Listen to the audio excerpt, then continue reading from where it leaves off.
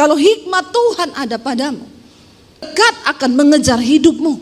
Asal punyalah hikmat Tuhan, orang akan mencari engkau karena hikmat Allah yang ada di dalam dirimu, kata Tuhan. Shalom, apa kabarnya hari ini? Luar biasa, karena kita punya Tuhan yang luar biasa. Jangan pernah berhenti bilang luar biasa. Iya, langsung saja kita buka bersama yuk Pengkhotbah pasal yang kedua, saudara ya. Pengkhotbah pasal yang kedua, firman Tuhan berkata, jadi ini ditulis oleh Raja Salomo. Ya, siapa Raja Salomo? Raja yang terkaya. Tidak ada sampai hari ini satu manusia pun yang menandingi kekayaannya Raja Salomo. Pengkhotbah pasal 2 ayat yang pertama dia bilang begini, aku berkata dalam hati, baca sama-sama yuk. Mari, aku hendak menguji kegirangan, nikmatilah kesenangan, tetapi lihat juga itu pun sia-sia. Ya, jadi kalau saudara healing ya, cari-cari kesenangan, cari kegirangan, kata Salomo itu nanti kita lihat. Ayat yang kedua, baca bersama 1, 2, 3. Tentang tertawa aku berkata itu bodoh, dan mengenai kegirangan apa gunanya? Ya.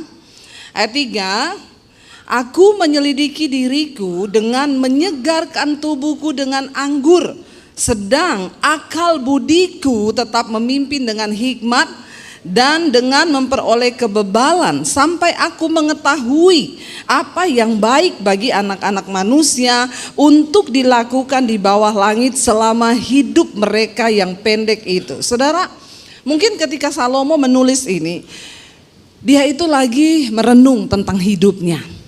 Ya, dia pikir-pikir kegirangan, ternyata tidak juga memberikan kebahagiaan. Tertawa, dia bilang itu bodoh, ya, karena banyak orang memang tertawa-tertawa di night club, ketawa, pulang stres, ya.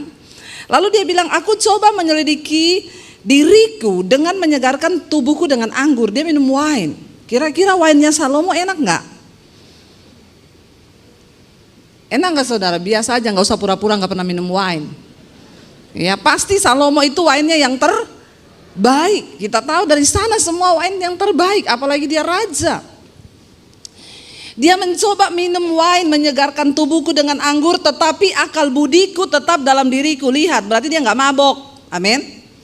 Ya, akal budiku tetap ada di kepala, kata Salomo. Aku minum wine, tapi akal budiku tetap di otak. Banyak orang minum wine, akal budinya pergi dari otaknya, ya enggak? Artinya mabok. Tapi Salomo enggak mabok, ya.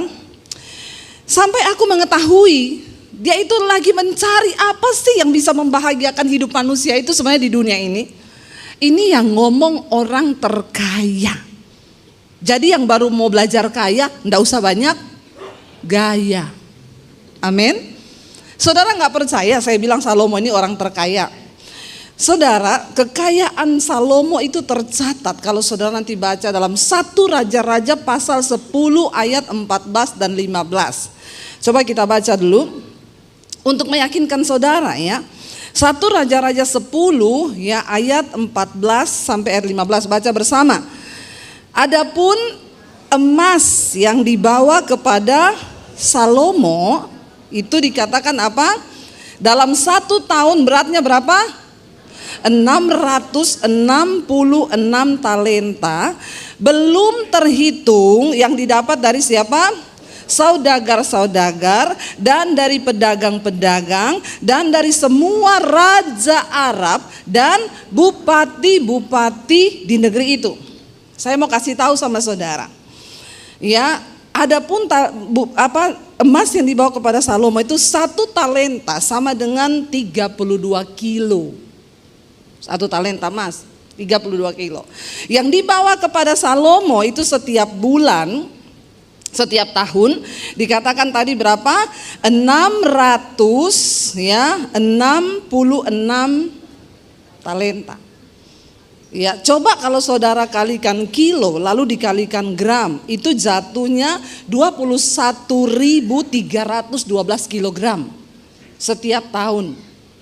Ya, 21.300 kalau dikalikan gram, taruhlah emas 800 ya, atau sekarang 1 juta ya kayaknya ya, kita mainlah di angka 1 juta. Ya, berarti saudara setiap ya tahun ya, kalau kita kali 40 tahun aja langsung ya, Salomo berkuasa 40 tahun. Itu sekian 800 sampai 900, hampir 900 triliun setiap tahun. Itu baru emas yang dibawa kepada dia, belum termasuk yang disetor sama raja-raja, bupati-bupati, bahkan raja Arab. Jadi saudara, setiap tahun emas yang pasti dia miliki itu 800 triliun. Belum termasuk dia punya kapal-kapal yang berlayar saudara, yang ambil rempah-rempah, ambil semua kekayaan. Itu hanya yang dicatat saja, setiap tahun dia dapat. Orang terkaya di dunia kekayaannya sekarang 3.500 triliun sekian. Salomo dalam waktu 1 tahun 800 sampai 900 triliun. Ya, belum dikali dengan istana yang dia bangun, emas-emas yang dia punya, kayu aras, minyak mur, semua kekayaannya dia. Makanya benar Alkitab berkata, tidak ada orang terkaya lagi selain Salomo yang pernah ada di dunia. Bayangkan loh, dia menulis tertawa sia-sia. Ya, tertawa itu bodoh. Coba kita lanjutkan ayat yang Pengkhotbah pasal 18, pasal 2 tadi. Ya, sekarang kita sudah sampai di dia mencoba apa ya, menemukan sesuatu di bawah hidup ini, di umur kita yang pendek ini. Ayat 4 dia bilang, lalu dia melihat ya, ternyata yang terbaik bagi anak manusia itu, ayat 4 kita baca bersama. Lalu aku melakukan apa? Pekerjaan besar, mendirikan rumah-rumah. Ya, dia coba membangun rumah-rumah besar, menanami kebun-kebun anggur. Dia coba bergerak di bidang properti, perkebunan. Ya, anggur zaman itu mahal saudara. Ayat 5 dia bilang apa? Aku mengusahakan bagiku kebun-kebun dan taman-taman, dan menanaminya dengan rupa-rupa pohon buah-buahan. Ya, dia mencoba mencari kesenangan nih, properti, perkebunan, semua pertanian. Lalu nggak cukup di situ, ayat 6, aku menggali bagiku kolam-kolam untuk mengairi dari situ tanaman pohon-pohon muda. Ayat yang ketujuh, aku membeli budak-budak laki-laki dan perempuan, dan ada budak-budak yang lahir di rumahku. Aku mempunyai juga banyak sapi, banyak kambing domba, melebihi siapapun yang pernah hidup di Yerusalem sebelum aku. Dia bergerak sampai ke peternakan. Ya, budak dia punya banyak saudara.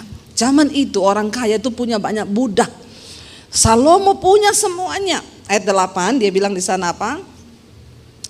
Aku mengumpulkan bagiku apa? Perak dan emas, harta benda raja-raja dan daerah-daerah. Saudara, harta kalau yang bawa emas kepada Salomo itu raja-raja Arab. Itu emas-emas tua. Perak-peraknya, belum batu-batu berlian yang dia punya, batu permata yang dia punya itu saudara, tidak ada yang bisa menandingi harga. Ya, dan kalau ditaksir memang benar Salomo ini kaya banget. Dia kumpulin harta semuanya punya saudara. Makanya kalau hari ini engkau berpikir kekayaan, harta yang kau punya, berlian yang besar-besar, itu akan membuat engkau bahagia. Maaf loh, kita belajar dari seorang yang sudah punya semuanya. Kalau saya yang ngomong kan saudara bisa bilang, Bu Debbie ngomong gitu karena rumahmu gak sebesar aku. Ya, perhiasanmu gak sebesar aku, berlianmu gak sebesar aku, di lemariku ada berlian segini. Salomo yang ngomong, bukan saya. Salomo, catat baik-baik. Orang yang terkaya dari orang yang pernah ada di muka bumi. Semua dia punya. Dia coba bekerja semua mencari kesenangan bagi dirinya. Dia tidak temukan. Ya, bergerak di bidang perkebunan, dia coba mencari sesuatu, enggak bahagia, dia enggak dapat apa-apa. Dia mengumpulkan baginya juga perak, emas, harta, benda raja-raja loh, bupati semua. Kenapa saudara? Salomo itu pada waktu Salomo ini raja ketiga. Raja pertama adalah Saul. Ketika Saul mati, Tuhan mengangkat Daud menjadi raja. Lalu ketika Daud itu mengalahkan semua tanah-tanah, dia rebut untuk Israel, dan Daud itu tangannya banyak darah karena dia banyak bunuh untuk merebut tanah. Makanya ketika Daud di hari tuanya, dia mau mendirikan rumah bagi Tuhan. Tuhan bilang, enggak, kamu enggak bisa mendirikan rumah bagiku, karena tanganmu itu berlumuran darah. Anakmu yang akan membangun rumah bagiku, yaitu Salomo. Kenapa? Ketika Salomo naik menggantikan bapaknya Daud menjadi raja ketiga, dan Salomo itu udah enggak perang, karena Israel sudah aman.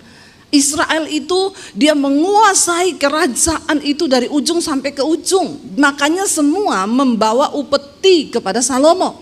Bupati, raja-raja Arab, Mesir semua menyerahkan emas. Bahkan Salomo kawin sama anaknya Firaun, raja Mesir. Ya, jadi saudara, dia banget kayanya luar biasa. Tapi ketika Salomo mau menjadi raja, satu hal yang dia minta sama Tuhan, dia berdoa, dia bilang apa? Tuhan, aku minta kepadamu bukan kekayaan, aku minta kepadamu hikmat, agar aku bisa menjalankan pemerintahanku itu dengan hikmat yang dari Tuhan.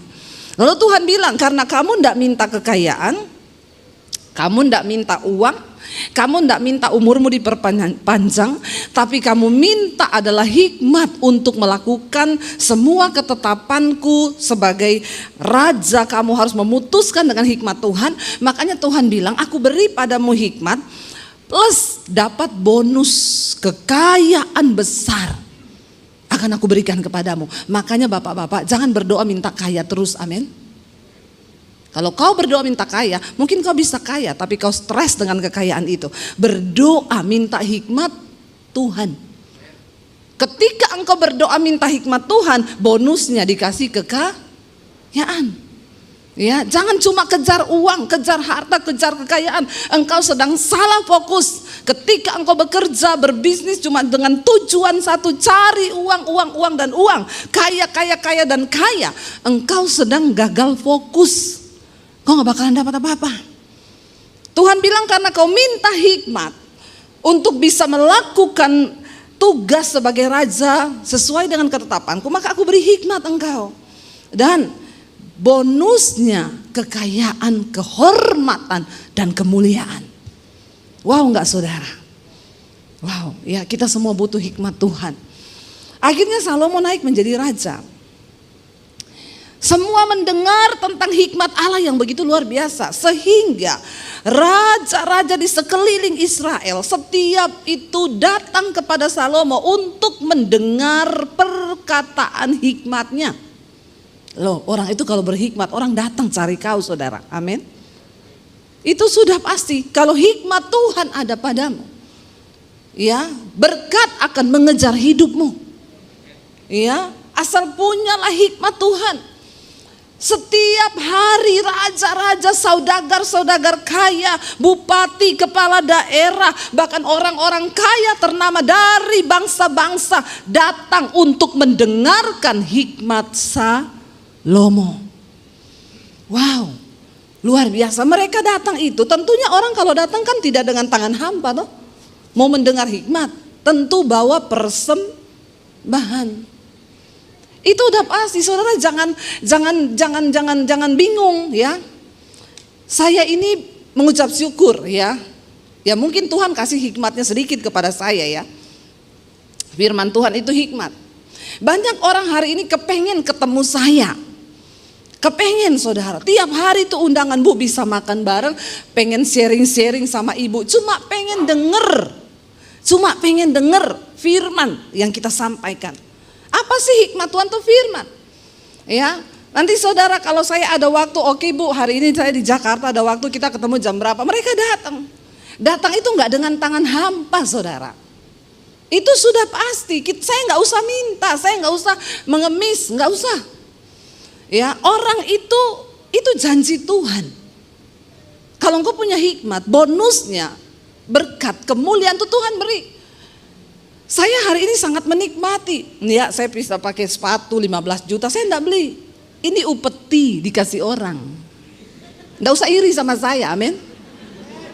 Ya, enggak usah iri. Bu Devi sekarang hedon, pakainya merek-merek. Lah dikasih masa enggak saya pakai? Iya enggak? Ya dikasih dipakai dong. Salomo dikasih ya diterima. Masa disuruh bawa pulang?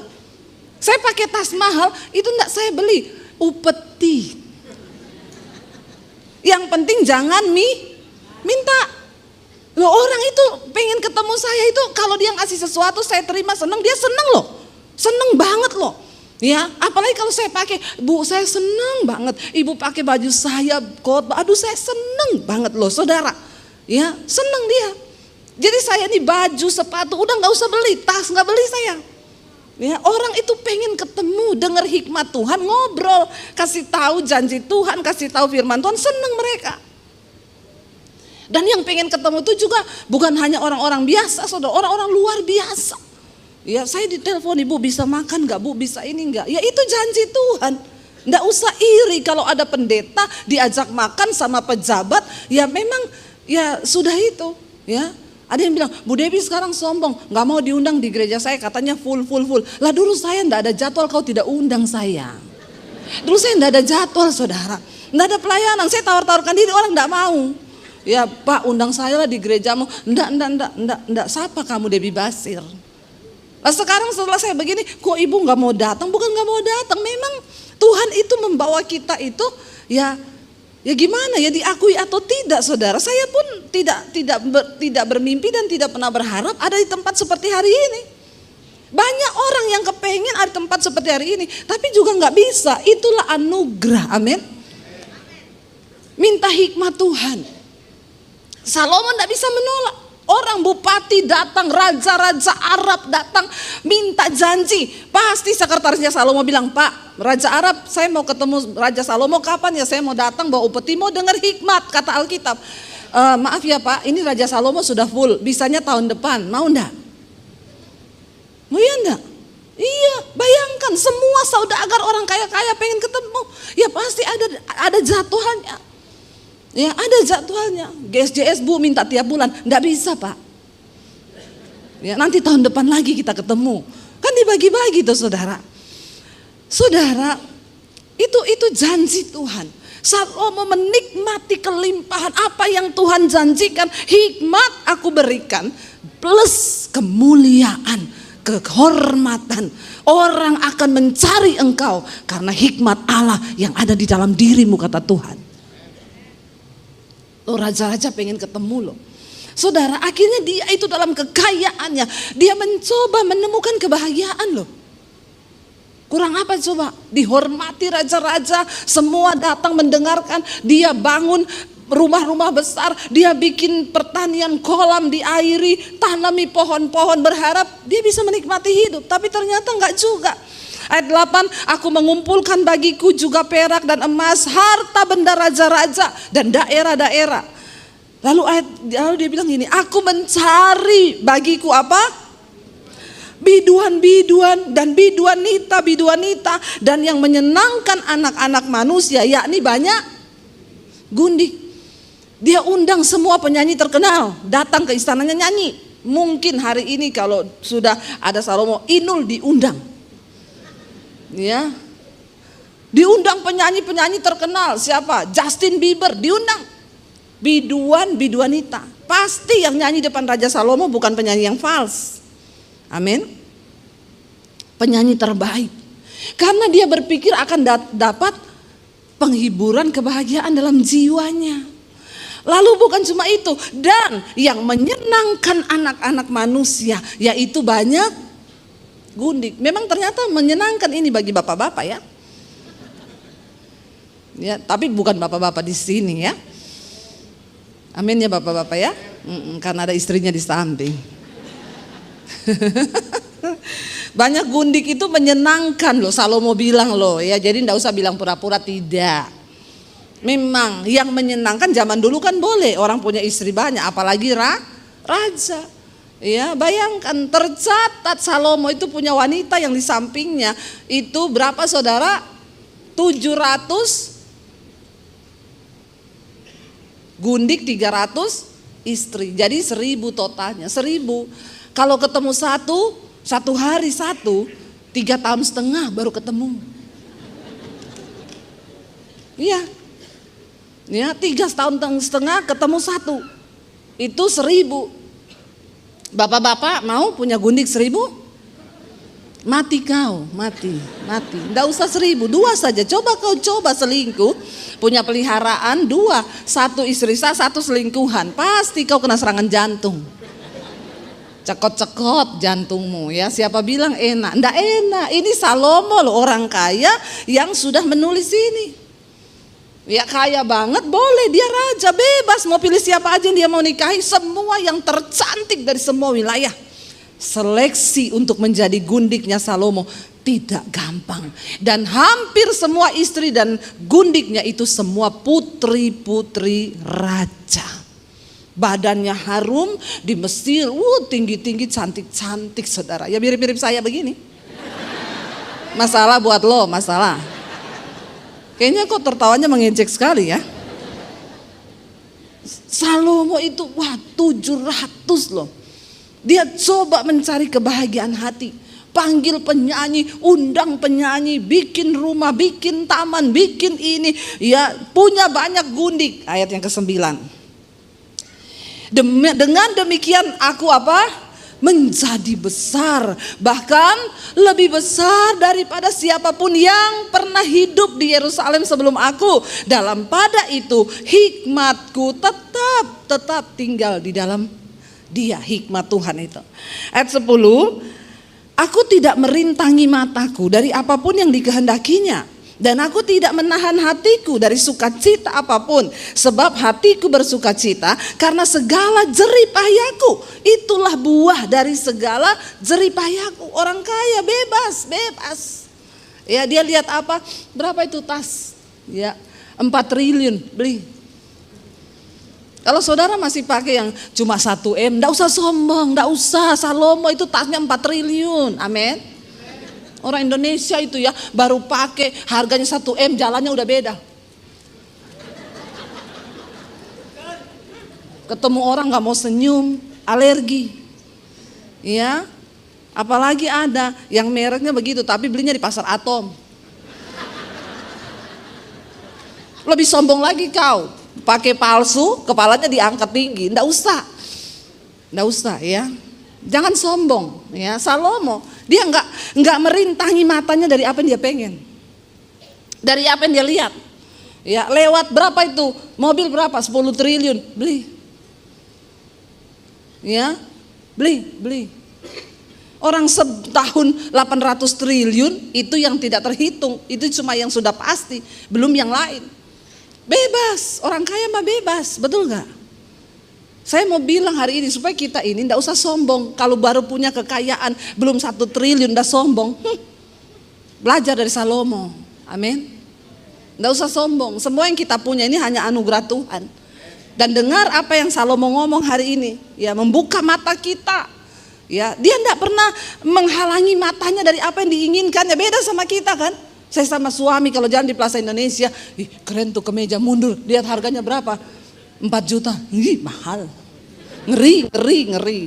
Ya kami merintangi mata kami dari apa yang diingininya. Karena memang ya sayang walaupun boleh bisa beli, tapi uang segitu ya buat apa ya? Cuma untuk sesuatu yang kecuali dikasih ya wes pakai. Tapi Salomo nggak dirintangi loh, apa yang dia mau, matanya pengen ikut ambil semua, pengen cewek cantik itu siapa? Cantik banget, raja mau bawa pulang ke istana. Coba toh. Siapa yang seperti Salomo? Coba, bapak-bapak di sini coba. Tuh cewek cantik baru begini aja udah dijer istrinya. Siapa? Ya, jaga matamu kuwi loh. Salomo tidak. Matanya lihat apa, pengen apa tinggal tunjuk, datang. Coba ya, orang seperti itu kok ada ya. Ayat dia bilang kenapa? Karena semua jeripayaku itu, semua ini aku dapat karena jeripayaku, itulah buah dari segala jeripayaku. Dia memang bekerja ya, dia pantaslah dia raja. Ayat 11. Ketika aku meneliti segala pekerjaan yang telah dilakukan tanganku dan segala usaha yang telah kulakukan untuk itu dengan jerih payah, lihatlah, segala sesuatu adalah kesia-siaan dan usaha menjaring angin. Memang tak ada keuntungan di bawah matahari. Siapa yang bisa menjaring angin? Saudara tahu apa maksudnya menjaring angin? Ya coba saudara pakai jaring, ada angin lewat di jaring, bisa enggak angin di jaring? Enggak bisa, artinya apa? Semua kosong, hampa. Ketika engkau mencari kebahagiaan di luar Tuhan, semua hanya kehampaan. Saudara pengen mobil ini, saudara nabung, saudara cari duit, setelah saudara dapat mobil itu, bosan enggak? Bosan, cuma 21 hari kita senang dengan sesuatu yang baru. Setelah itu semua menjadi kebiasaan. Ibu-ibu kau beli tas 500 juta 1M, ya cuma 21 hari kau senang, setelah itu kau bosan, pengen lagi yang baru. Itu usaha menjaring angin. Tidak ada apa-apa di dalam segala sesuatu di dunia ini, di bawah matahari. Ayat 12, lalu aku berpaling untuk meninjau hikmat, kebodohan dan kebebalan. Sebab apa yang dapat dilakukan orang yang menggantikan raja? Hanya apa yang telah dilakukan orang, ya. Dan aku melihat bahwa hikmat melebihi kebodohan, seperti terang melebihi kegelapan. Ayat 14, mata orang berhikmat ada di kepalanya, sedangkan orang yang bodoh berjalan dalam kegelapan. Tetapi aku tahu juga bahwa nasib yang sama menimpa mereka. Walaupun orang berhikmat, yang satu bodoh, tapi nasib yang sama menimpa. Ya, dia bilang orang bodoh mati, orang berhikmat juga mati. Ternyata sama-sama mati juga. Ayat yang ke-15, maka aku berkata dalam hati, baca bersama, nasib yang menimpa orang bodoh juga akan menimpa aku. Untuk apa aku ini dulu begitu berhikmat? Lalu aku berkata dalam hati bahwa ini pun mulai stres dia. Mulai stres. Ternyata orang itu kalau terlalu kaya juga bisa stres loh saudara. Bisa stres loh. Ya, ketika jadi orang kaya semua yang dia pengen bisa ya. Makanya saya bilang sama suami saya, kita ini dulu saudara punya uang ya, punya uang mau beli, dulu belum punya uang ya, kalau lihat Starbucks itu pengen beli, enggak bisa beli. Karena enggak punya uang. Waduh, kopi kok harganya segitu, beli beras dapat 2 kilo. Nggak jadi, sayang, bisa buat beli susu anak. Sekarang ya bisa beli, tapi diet. Diet. Ya ampun, minum kayak gitu ya, kita ini lagi diet loh, perut makin besar, badan makin berat. Kenapa? Saya sama suami ini lagi menurunkan berat badan. Bukan untuk umur panjang, bukan. Jangan salah saudara. Engkau nge-gym, engkau diet, engkau minum vitamin, bukan untuk memperpanjang umur. Karena umur tetap di tangan Tuhan. Kenapa kita ini menurunkan berat badan? Karena hidup ini sudah berat, pergumulan juga berat. Kalau badanmu berat, maka tambah beratlah hidupmu. Amin. Jangan berat-berat badanmu, amin. Ya, itu saja, itu, cuma itu. Kenapa kita pengen kurus? Ya supaya hidup ini tidak terlalu sebab pergumulan akan berat. Nasib yang sama menimpa orang bodoh dan orang bijak. Ya, pergumulan akan tetap datang. Kematian akan tetap menghampiri. Jangan kau pikir setelah kau nge-gym, kau olahraga, umurmu panjang. Ada atlet di gym mati di gym ketiban alat berat. Iya toh? Masih muda enggak? Muda, sehat, badannya kering, ototnya kenceng. Tapi ternyata enggak sanggup menahan beban alat. Mati di tempat gym.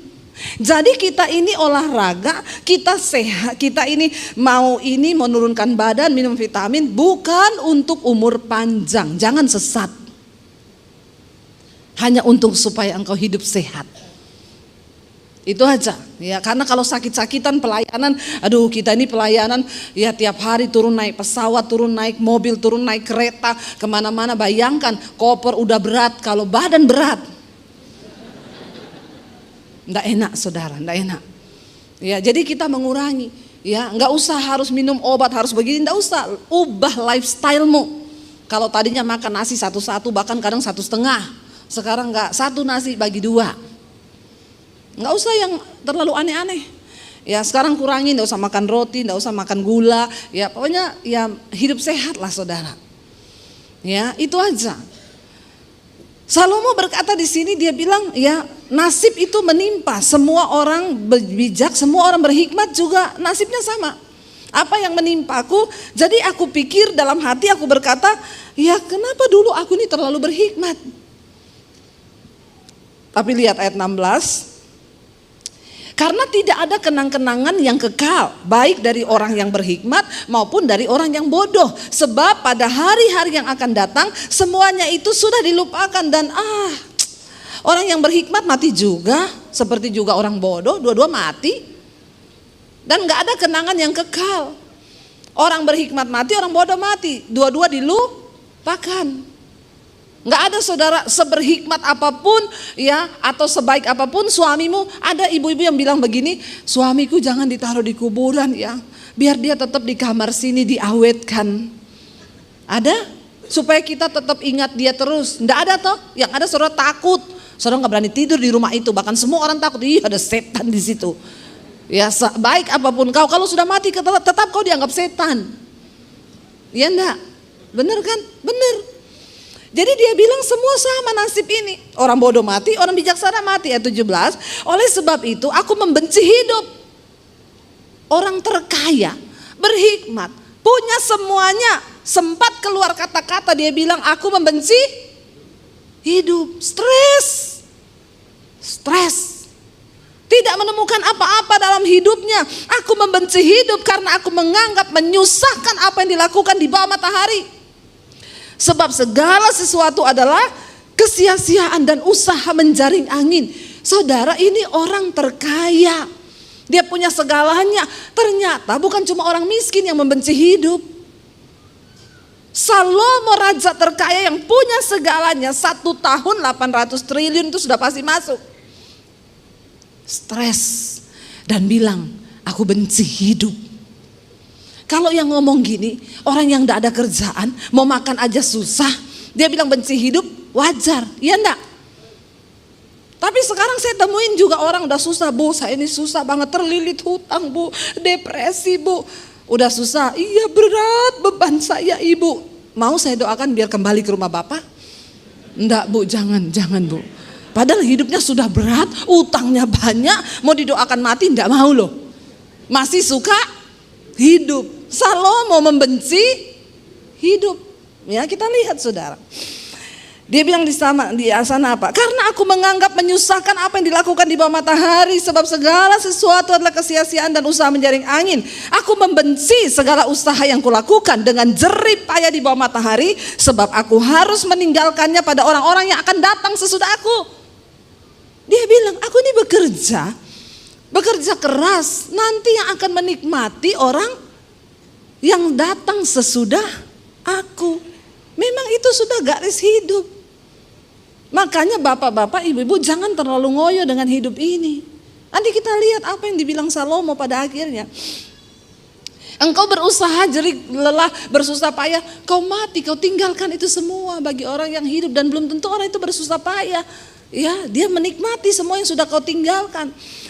Dan siapakah ayat 19, dan siapakah yang mengetahui apakah orang itu berhikmat atau bodoh? Meskipun demikian ia akan berkuasa atas segala usaha yang kulakukan di bawah matahari. Jadi dia bilang kalau aku mati, kan nanti yang gantikan aku, iya kalau dia berhikmat. Siapa tahu itu orang bodoh yang menggantikan aku. Konyol enggak saudara? Konyol kan? Saya sudah setengah mati berhikmat, yang menggantikan saya itu orang bodoh. Siapa yang tahu? Ya, dan dengan jerih payah dan dengan mempergunakan hikmat itu pun sia-sia. Ayat 20. Dengan demikian aku mulai putus asa. Ada di antara saudara yang hari-hari ini sudah mulai putus asa dengan hidupmu? Engkau tidak menemukan ketenangan, kenyamanan. Ya, hati-hati loh saudara terhadap segala usaha yang kulakukan dengan jeripaya di bawah matahari, ayat 21. Sebab kalau ada orang berlelah-lelah dengan hikmat, pengetahuan dan kecakapan, maka ia harus meninggalkan bahagianya itu kepada orang yang tidak berlelah-lelah untuk itu. Yang menikmati nanti orang lain. Dikatakan di sana, ini pun kesia-siaan dan kemalangan yang besar. Jangan sampai kita ini di dunia sudah bercapek-capek berlalu-lalu cari uang, cari harta, tapi kita tidak dapat karunia untuk menikmati semua berkat yang Tuhan beri. Makanya saya selalu berkata, penjaga villa lebih menikmati daripada yang punya. Ini loh maksudnya Salomo itu loh. Ya, yang punya villa di Jakarta cekot-cekot bayar cicilan, ditagih pajak, dikejar-kejar, penjaga villa anaknya berenang, istrinya goreng pisang, yang jaga villa merokok di samping kolam. Sini nak makan pisang goreng. Ini nasib yang menimpa. Ya, yang menjaga villa itu mungkin orang bodoh, dia enggak sekolah. Tapi yang berhikmat, yang sekolah, dia bekerja untuk yang bodoh ini. Tapi yang menikmati siapa? Saya tanya, Bapak jaga villa sudah berapa lama? 20 tahunan ada, Bu. Terus kalau villa rusak, saya telepon yang punya villa, dia yang benerin.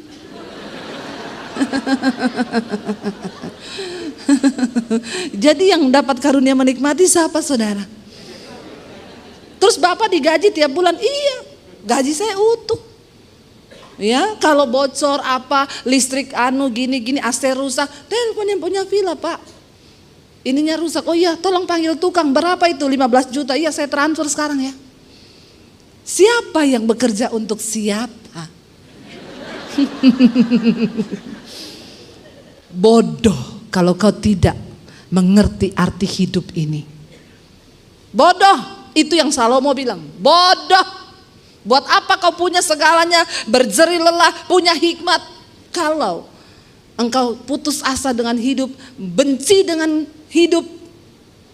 Ayat 22, apa faedahnya yang diperoleh manusia dari segala usaha yang dilakukannya dengan jerih payah di bawah matahari, dan dari keinginan hatinya, bayangkan loh, dia sudah ikuti semua keinginan hatinya, keinginan matanya. Ayat 23, baca, seluruh hidupnya penuh kesedihan dan pekerjaannya penuh kesusahan hati.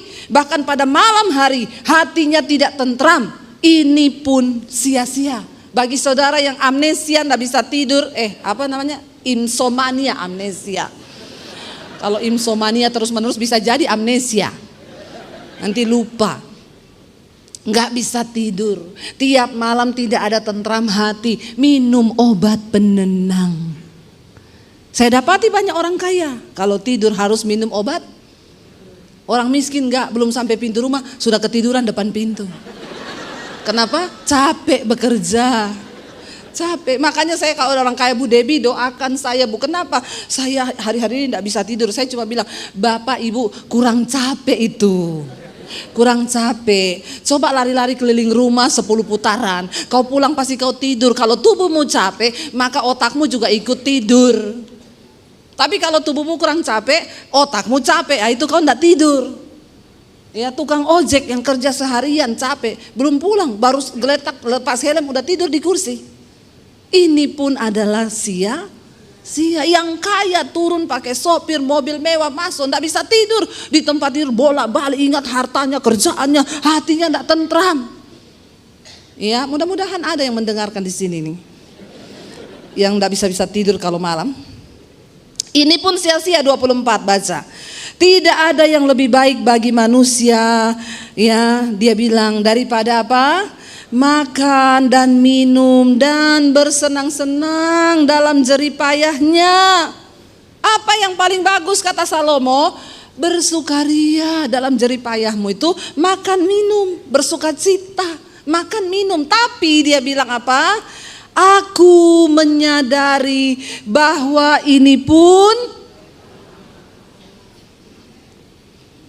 biar kau punya uang, biar kau punya segalanya, kesenangan, kebahagiaan itu hanya datang dari tangan Tuhan. Tepuk tangan buat Tuhan. Tuhan, hanya dari tangan Tuhan. Sekaya apapun engkau. Ini yang tulis Salomo, yang setahun sudah pasti masuk berapa tadi? 800 triliun. Saya tuh coba bayangkan, andai ku punya 1 triliun. Kalau saudara dikasih 1 triliun hari ini mau apa saudara? Kipas-kipas bu.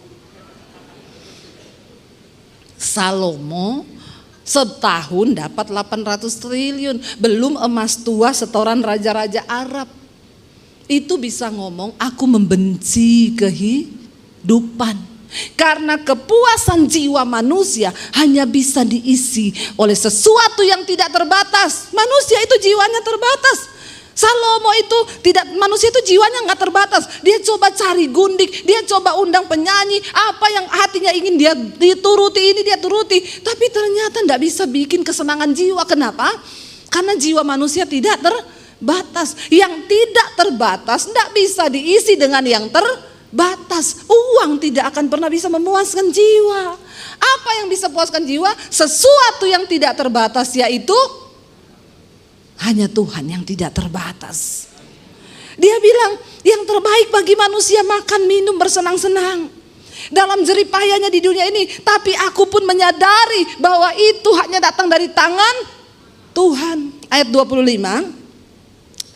Karena siapa dapat makan dan merasakan kenikmatan? Siapakah yang dapat makan dan merasakan kenikmatan di luar Tuhan?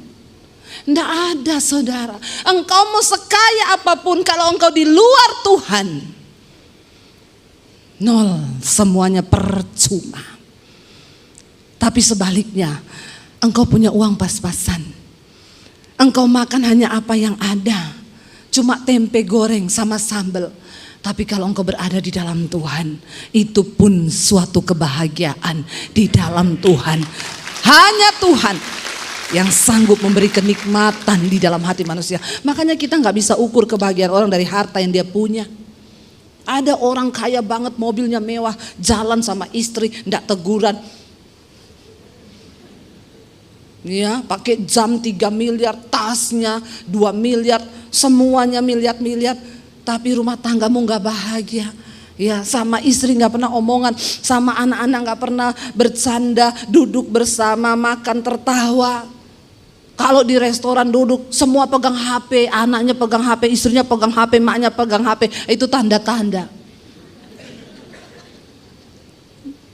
Siapa? Dia bilang, siapa dapat makan dan merasakan kenikmatan di luar Tuhan? Tidak ada. Ayat 26 kita baca. Karena kepada orang yang dikenannya, ia mengaruniakan hikmat, pengetahuan, dan kesukaan. Apa yang harus kita kejar di dunia ini? Jadilah orang yang berkenan di hadapan Tuhan. Kepada orang yang dikenannya, dia akan beri hikmat, pengetahuan, dan kenikmatan, kesukaan itu ada. Ya, tetapi orang berdosa nih yang suka bikin dosa angkat tangan, yang masih suka selingkuh, yang masih kepahitan, masih melakukan segala dosa, tetapi orang berdosa ditugaskannya untuk apa? Menghimpun dan menimbun harta, bahkan sesuatu yang kemudian harus diberikannya kepada orang yang dikenan Allah. Makanya jangan jadi orang berdosa. Ya, yaitu kayak penjaga villa sama yang punya villa. Penjaga villanya dikenan Tuhan. Yang punya villa ini tidak dikenan, hidup dalam dosa. Hartanya disuruh Tuhan, diperintah, ditugaskan Tuhan orang ini untuk bekerja agar orang yang dikenan ini boleh menikmati berkat. Dia yang berusaha, dia yang berjerih lelah.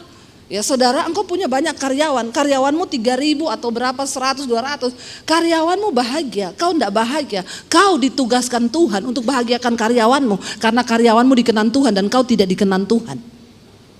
Ngeri gak hidup? Hati-hati loh, jangan kau pikir kau bahagia. Orang yang cuma makan tempe tahu di rumah, bisa jadi dia lebih bahagia daripada engkau. Karena dia diberi Tuhan, dikenan Tuhan, dikasih kesukaan di dalam hatinya. Kesukaan itu gak bisa kita beli dengan uang. Gak bisa. Jangan sampai engkau berdosa, engkau kaya, tapi kau ditugaskan untuk menghimpun, menimbun kekayaan, cari uang yang kemudian harus kau berikan kepada orang yang dikenan Allah. Ini pun adalah kesia-siaan dan usaha menjaring angin. Kalau engkau mengerti, hidup itu begitu. Ya, jadi saudara, satu hal yang Salomo mau katakan di sini adalah apa? Mari kita mengejar perkenanan Tuhan. Jangan coba-coba selingkuh bapak-bapak. Salomo sudah rasa 1000 istri, 1000. Kalau bapak baru mau 1, ya tolong bertobat. Engkau tidak mungkin senang dengan perselingkuhan. Akan cekot-cekot otakmu. Jantungmu akan berhenti. Ya, kau mati dalam keadaan perselingkuhan, persinahan. Ya, ada lagi yang lebih luar biasa di bawah matahari ini. Sudah miskin, selingkuh. Ya, kaya selingkuh masih agak-agak saudara ya. Walaupun memang sama-sama gak dikenan Tuhan. Ada lebih sombong lagi, miskin selingkuh. Istrinya di rumah gak tahu mau makan apa. Gak tahu diri orang kayak begini, gak tahu diri. Bertobat. Hari-hari ini yang terpenting dalam hidup kita adalah kita cari perkenanan Tuhan. Apapun keadaanmu ini, engkau bisa bahagia kalau engkau tinggal di dalam Yesus. Kalau engkau tinggal di dalam Tuhan, rumah tanggamu bahagia. Saya gak bicara soal uang.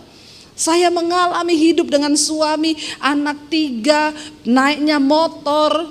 Kami kalau malam minggu itu pergi ke mall berlima, ya beli nasi goreng itu 2, anak bagi 3, kita bagi 2. Beli es teh 2, bagi 3. Tapi kami bahagia saudara. Kami bahagia. Kami bisa doa bersama. Kami ada dalam satu kesatuan, kami bahagia, bukan tidak bahagia. Sebab kesukaan itu diberikan Tuhan kepada orang yang dikenannya. Ini sampai jam berapa ya? Ya, diberikan Tuhan kepada orang yang dikenannya. Saya ingat beli mobil pertama, kami punya mobil pertama itu, ya mobil tua sekali. Kayaknya mobil tahun 79 apa berapa. Kami beli karena harganya cuma waktu itu 7 juta, tapi karena saya cicil jadi 14 juta. Sebulan 500.000. Itu kami bilang mobil dalam nama Yesus. Kenapa? Tiap kali mau naik suami saya bilang doa ya, dalam nama Yesus supaya tidak mogok.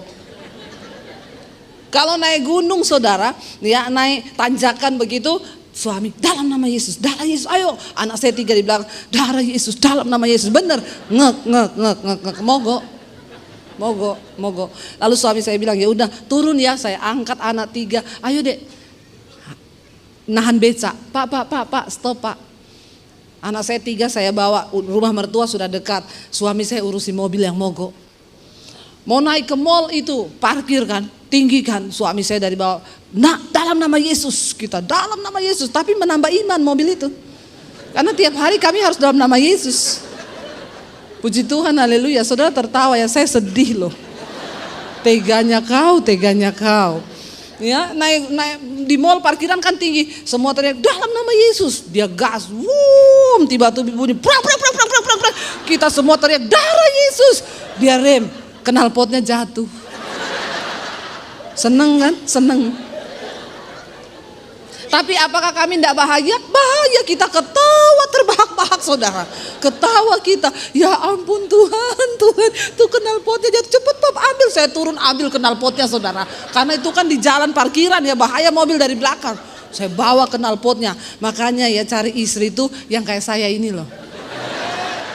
Ya bisa angkat galon, bisa suruh dorong mobil. Ya kesetrum tidak mati lagi. Haleluya tuh. Apakah kami tidak bahagia? Bahagia kami, bahagia. Ya bahagia, puji Tuhan sekarang beli mobil baru, cash dari dealer. Masa yo menderita terus loh. Ya, makanya kalau orang lihat Ibu Debbie sekarang mobilnya bagus, kau suruh saya naik mobil dalam nama Yesus terus? Bertobat kau ya? Ya bolehlah sekarang saya menikmati kemuliaan Tuhan toh. Berarti saya imannya sudah lulus dalam nama Yesus sudah. Nah yang belum lulus silakan coba. Akhirnya mobil itu berakhir apa?